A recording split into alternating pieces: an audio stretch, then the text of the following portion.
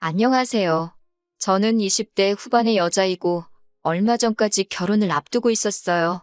이렇게 제가 여기에다가 저희 사연을 공개하게 된 가장 큰 이유는 이제는 더 이상 결혼 준비를 하면서 사람에게 속상하고 스트레스를 받는 게 아니라 속 시원하게 파혼해버리고 다시 저만의 삶을 되찾아서 살게 되었기 때문입니다. 결혼까지 생각했던 남자친구와는 3년 정도의 긴 연애를 했습니다. 남자친구는 저보다 5살 연상이었고 다니던 회사도 IT 쪽에서 제법 유명한 회사였어요. 연봉도 웬만한 대기업은 저리 가라 할 정도로 세게 준다고 입버릇처럼 이야기를 하고 다녔어요. 남자친구의 경제적 능력이나 배경들이 이 사람과 연애 혹은 결혼을 하겠다고 결정한 이유는 아니었습니다. 남자친구를 처음 사귀게 되었을 당시 지금이야 결혼을 당연히 생각해야 할 나이지만 그때는 아직 결혼까지 생각할 나이가 아니었었거든요. 가벼운 마음으로 시작한 연애이기도 했고 저도 당시 사회초년생이기는 했지만 나름 제 직업이나 연봉에 대해서 자부심이 있었고요. 남자친구가 자기 직업에 자부심을 가지고 있었던 것 말고도 이따금씩 자기 회사가 얼마나 대단한 회사며 그 회사에서 일하고 있는 자기가 얼마나 대단한 사람인지 자랑처럼 말하기를 좋아했고 나아가서는 자기 부모님이 뭐 하시는 분들인지 이야기를 꺼내기 시작했어요. 듣는 입장에서는 조금 부담스러운 이야기를 많이 하기는 했습니다. 그런 사실들이 자랑처럼 들린다기보다도 제 귀에는 제가 결혼 상대로 어떤 사람인지 떠보려고 하는 것처럼 들렸었거든요. 그래서 저는 그런 이야기는 나중에 우리가 정말 결혼을 하게 되면 이야기를 나누는 게 어떻겠냐며 딱 잘라 대답을 피해왔는데 남자친구는 아마 제가 대답을 피한 걸 가지고 저희 직장이 별로이거나 혹은 저희 부모님이 별 볼일 없는 분들일 거라 판단을 했는가 봅니다. 그런데도 이 남자와 연애를 그리고 결혼까지 결심하게 된 이유는 단 한 가지였습니다. 뜻이 잘 맞고 취미며 취향까지 비슷한 이 사람하고 하는 연애가 참 좋았거든요. 조금 능구렁이 같은 화법만 뺀다면 정말 좋은 사람이었습니다. 이미 제가 사는데 부족함이 없는데 이 사람이 얼마나 대단한 일을 하고 집안이 얼마나 좋은 건 전혀 신경을 쓰지 않았어요. 저는 현재 외국계 무역회사에서 일하고 있습니다. 일반 사무직이기는 하지만 일주일에 많게는 한 번에서 2번은 협업하는 외국 회사들과의 실시간 소통을 위해 새벽에 출근을 하고 있어요. 저 말고도 해외에 있는 회사들과 실시간 소통을 담당하는 같은 부서 사람들이 번갈아 가면서 출근을 하고 있고요. 처음에는 출근 시간이 뒤죽박죽인 게 적응하기가 참 힘들었는데 나름 일도 저와 잘 맞고 외국계 회사다 보니 새벽 출근한 날에는 급여가 2배 가까이 늘어납니다. 거기에다가 그렇게 새벽 출근을 한 다음 날에는 무조건 유급으로 하루 쉬는 날을 보장해주니 제 개인 시간을 활용하는 데도 유용하기도 하고 그렇게 새벽 근무를 나가면서 받는 연봉 또한 제 또래 누구와 비교해도 상당한 금액이기 때문에 굉장히 만족을 하면서 다니고 있었어요. 남자친구가 도대체 너는 무슨 일을 하는데 새벽에도 출근을 하는 거냐 하면서 물어봤는데 저는 최대한 남자친구가 직업이나 여타 다른 배경을 섞어놓은 게 아닌 사람으로서의 저만 봐주었으면 하는 생각이 있어서 제 직업에 대해서 설명해 준 적 없었거든요. 그렇게 남자친구가 끈덕지게 몇 번을 물어보다가 혼자서 주간 야간 교대할 만한 직업이 뭐 공장에를 다니거나 간호사 같은 거 말고는 더 없겠지 하고 혼자 그렇게 결론 짓고 들었고 치사해서 안 물어본다고 하더라고요. 그런데 그렇게 혼자 결론을 지어버리고 얼마 뒤부터는 제 직업이 정확히 뭔지도 모르면서 너가 뭘 알겠냐 하는 식으로 제 의견을 찍어 누르는 듯한 태도를 몇 번 보인 적이 있는데 이제 와서 생각해보니 그게 다 가스라이팅이 아니었나 싶어요. 제가 자기보다 배움의 끈이 짧다고 혼자 결론을 짓고 무조건 좋은 대학 나온 자기의 의견이 옳다는 식으로 했으니까요. 그때는 그런 부분을 크게 신경 쓰지 않기도 했고 어쨌든 취향 비슷하고 다른 일로 스트레스 받을 일 없게 만드는 남자친구와의 연애가 나쁘지는 않았습니다.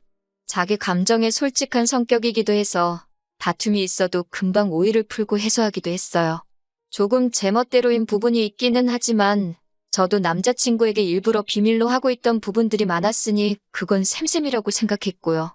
그리고 제 직업을 마음대로 생각하기는 했지만 항상 저와의 만남에 있어서 적극적이었고 책임감 있는 모습이 좋았습니다.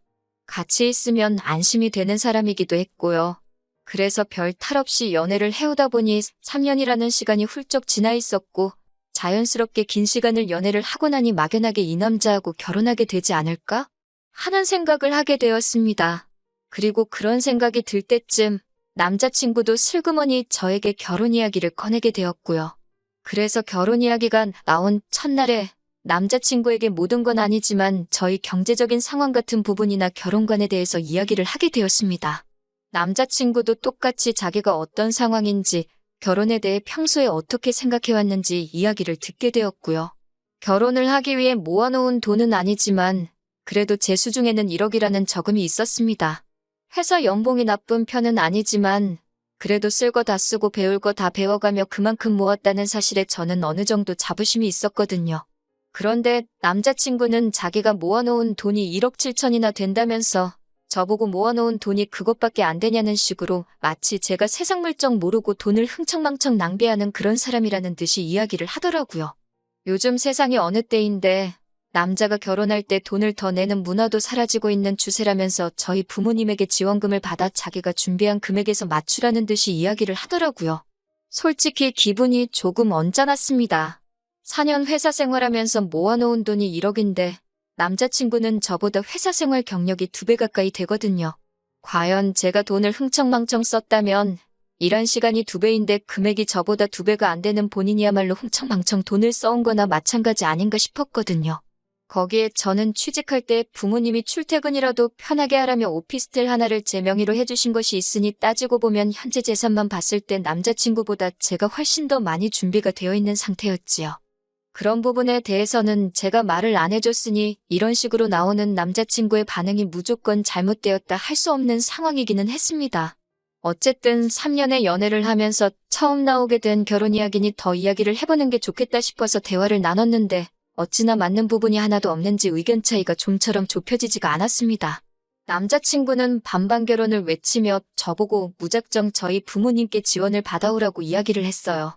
제가 말을 안 했다 뿐이지 제 명의로 된 오피스텔까지 가지고 있으니 저는 부모님께 한 푼도 지원받을 생각이 없었거든요. 그래서 저는 싫다고 거절했더니 남자친구는 그걸 또 자기 혼자서 마음대로 해석해서는 저희 부모님 형편이 안 좋은 상황이라고 받아들이더라고요.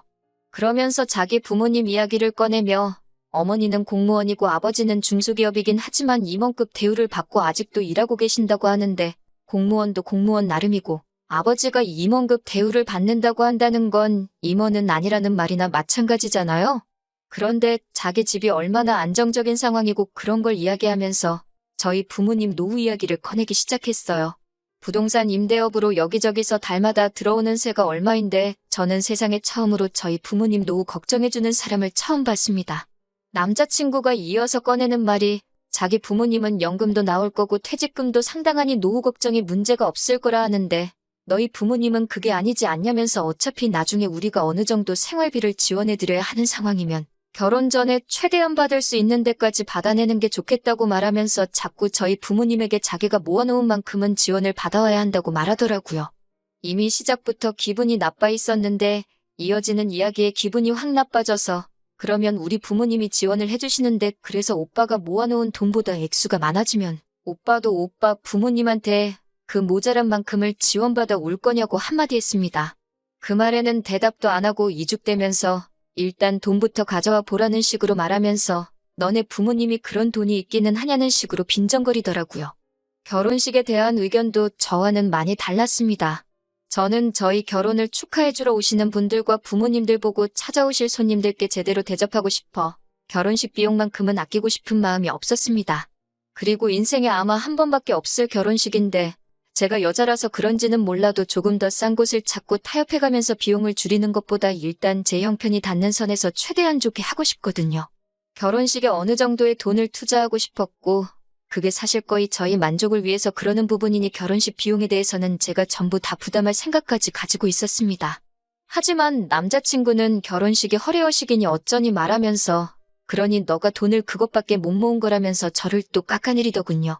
물론 결혼식을 준비함에 있어 신부인 저를 위해 투자하는 돈을 아끼고 싶지 않다는 부분이니 틀린 말은 아니지만 그렇다고 제가 그동안이나 앞으로도 제 자신을 치장하는데 몇백만 원씩 써대고 명품으로 몸을 둘둘 감아서 살겠다고 하는 말이 아니잖아요? 제가 모아놓은 돈이 금액이 적은 것도 아닌데 제가 흥청망청 소비하는 습관을 고쳐주겠다면서 결혼하고 나면 제 월급 관리 또한 자기한테 맡기라는 듯이 이야기하는 게 어이가 없었습니다. 주여 3교대로 일하는 너가 명품 같은 게 뭐가 필요하냐면서 또 제 직업을 걸고 넘어지는데 제 진짜 직업은 알지도 못하면서 저를 자꾸 야간에 공장 다니는 여자 정도로 생각하는데 점점 화가 나더라고요. 그러면서 결혼을 하게 되면 제가 잘 다니고 있는 회사까지 그만두라는 식으로 나왔습니다. 결혼을 하게 되면 집안일은 여자가 해야 되는 건데 그렇게 새벽일 하고 온 다음 날에는 제정신으로 집안일까지 하겠냐고 하면서요. 저는 결혼을 하더라도 제 직장을 포기할 생각이 없으니 그건 싫다고 했습니다. 요즘 가사 도우미가 얼마나 잘 되어 있는지 아냐고 했더니 이번에는 또 그걸 물고 늘어지면서 네 수입으로 가사 도우미분 돈을 들이고 나면 뭐가 남겠냐면서 처음부터 끝까지 저를 후려치는데 정신이 없더라고요.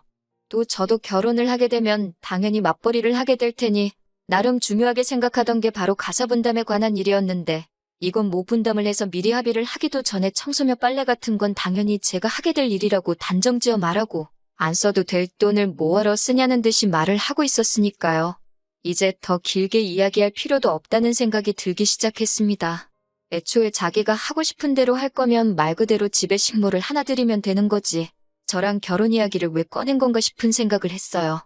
제가 말하지도 않은 부분을 마음대로 단정지어서 자기가 생각해놓은 대로 제가 따라야 한다니 이런 게 가스라이팅이지 다를 게 뭐가 있는 건가 하는 생각이 들었습니다. 남자친구와 연애가 나쁜 건 아니지만 결혼을 하게 되면 제 직장부터 그 외에 제가 휴무날 누리고 있는 저희 개인적인 시간까지 전부 다 반납해버려야 하는 상황이니까요. 1절도 모자라서 2절에 3절까지 하고 있는 남자친구 말을 중간에 끊어버리고 이제 그만 이야기하라고 한마디 했습니다. 그렇게 결혼하면 내가 지금 혼자 사는 것보다 더 삶의 질이 떨어지는 건데 제가 미쳤다고 그 길을 선택하겠냐고 툭 쏘아붙였어요. 남자친구는 제 말을 듣고도 상황 파악이 안 되는지 자기가 얼마나 대단한 사람이며 저한테 마치 인생 역전의 기회를 주는 건데 너는 그 복을 스스로 차버리려고 하는 거냐는 식으로 반응을 보이더라고요. 그렇게 자기가 잘난 사람이라 생각하니 그 자신과 만나는 제가 자신의 배경만을 보고 인생 역전을 하려는 똥파리 같은 사람으로 보고 있었다는 사실을 풀어버린 거나 다름없는 상황인 거죠. 자기의 스펙이나 벌이 같은 걸 운운하면서 자기가 엄청 대단한 사람이라고 생각을 했고 다른 사람도 당연히 자랑할 만한 좋은 스펙이나 배경을 가지고 있다면 그렇게 떠벌리고 다니는 게 당연한 거라 생각을 했나 봅니다. 그런데 제가 제 스스로 다니는 회사가 얼마나 좋은 곳이며 월급이나 대우가 얼마나 좋은지 우리 부모님이 무슨 일을 하시며 재산이 얼마나 있고 노후 준비 걱정 하나도 안 해도 된다고 자랑을 하지 않는다고 그런 저를 그저 그런 사람으로밖에 생각하지 않았다는 게 우스울 따름입니다. 아마 남자친구는 제가 적당히 돈도 모아놓은 것 같겠다. 부모님도 별 볼 일 없는 것 같고 직장도 새벽에 출근해야 하는 그런 별 볼 일 없는 공장이나 회사를 다니는 것 같다. 그런데 허례허식 좋아하고 치장하는데 돈을 흥청망청 써대는 그런 여자로 생각했던 거겠죠. 그러니까 자기와 결혼 이야기를 하면서 결혼식 비용만 똑같이 맞추면 마치 저를 자기 아내로 삼아주겠다. 그러니 내 아내가 되면 집안일이고 다 도맡아서 하면서 자기 어머니에게 바통을 이어받아 자기 뒷바라지를 해주는 식모살이를 하거라 하는 거나 마찬가지였으니까요. 아무튼 남자친구와 헤어지자 말하고 그렇게 다시 혼자가 되었습니다. 말한 대로 결혼해서 지금보다 못한 삶을 살봐야 그냥 혼자 살면서 쓸데없는 곳에 힘 빼지 않고 행복하게 사는 삶이 나을 것 같아요. 남자친구에게 한 방 먹여주지 못한 게 아쉽긴 하지만 앞으로 그딴 녀석하고 마주칠 일 없는 게 더 다행이지 않을까 싶네요. 후기 보내드립니다. 안녕하세요. 얼마 전에 남자친구와 파혼한 사연을 보낸 순이입니다. 남자친구와 헤어지고 나서 뭔가 찝찝한 마무리 때문에 기분이 썩 좋지 않았는데 헤어진 남자친구가 땅을 치고 후회하게 만들어버리고 이렇게 후기 보내드려요. 댓글로 저를 응원해주신 분들께는 따로 감사의 말씀을 드리고 싶어요. 남자친구와 두 번 다시 마주치지 않기로 다짐했지만 아무래도 속이 후련하지가 않은 게 아직도 남자친구가 제 직장이나 제가 회사에서 얼마를 벌고 얼마나 잘 나가는 사람인지 그리고 우리 부모님 또한 자기가 그렇게 무시할 만한 사람이 아니라는 사실을 어떻게든 꼭 알려주고 싶었어요. 다시 만나서 이야기를 하고 싶지는 않았는데 어떻게 해야 하나 고민하다가 굉장히 쉬운 방법이 있더라고요. 남자친구와 연애하면서 남자친구의 지인도 몇 명 알게 되었고 그 중에는 저와 친구처럼 지내게 된 사람도 몇 있었기 때문에 그런 사람들한테 저희 이야기를 조금씩 흘리기 시작했습니다. 제가 예상한 대로 저에 대한 이야기가 누구 입을 통해서인지는 모르겠지만 헤어진 남자친구 귀에도 들어갔나 봐요. 생각한 것보다 더 빠르게 남자친구한테서 연락을 받게 되었어요. 하지만 끝까지 남자친구는 제 진짜 정체를 알게 되었다는 사실은 숨기고 자기가 너무했다. 너무 나를 존중해주지 못했던 것 같다 온갖 미사오구를 갖다 붙이면서 사과하더라고요. 저랑 다시 시작하고 싶다는 말도 까먹지 않고 하더라고요. 그리고 그제서야 그날 제가 진짜 해주고 싶었던 한마디를 해줬습니다. 이제서야 이러는 게 못 들은 게 있어서 그러는 거 아니냐 한마디 하니 꿀먹은 벙어리가 되어서 말을 잇지 못하더라고요. 그래서 한마디 해줬어요. 그러니 있을 때 잘하지 그랬냐고. 기차를 스스로 떠나보내고 나서 후회한다고 떠난 기차가 돌아오겠냐고요. 그래도 남자친구는 혹시나 제가 마음을 돌릴까봐 이번엔 제가 역으로 가스라이팅을 하고 있는데도 기분 나쁜 티를 하나도 내지 못하고 대꾸도 못하면서 계속 제 이야기를 듣고 있더라고요. 이렇게 간단한 건데 저도 뭐하러 제 자신을 숨겨왔는지 모르겠네요. 제가 앞으로 만날 사람은 저의 배경이 아니라 저라는 사람 그 자체를 좋아해주는 사람을 만나고 싶은 마음은 여전하지만 그래도 앞으로는 자기 잘난 맛에 다른 사람 까내려가며 무시하는 그런 사람을 만나지는 말아야겠네요. 혹시라도 그런 사람이 있으면 하루빨리 정리하고 제 진짜 정체에 대해서도 먼저 말해줘야겠어요. 다시 한번 잘 헤어졌다고 응원해주시고 격려해주신 분들께 감사하다는 말씀 드리고 싶네요.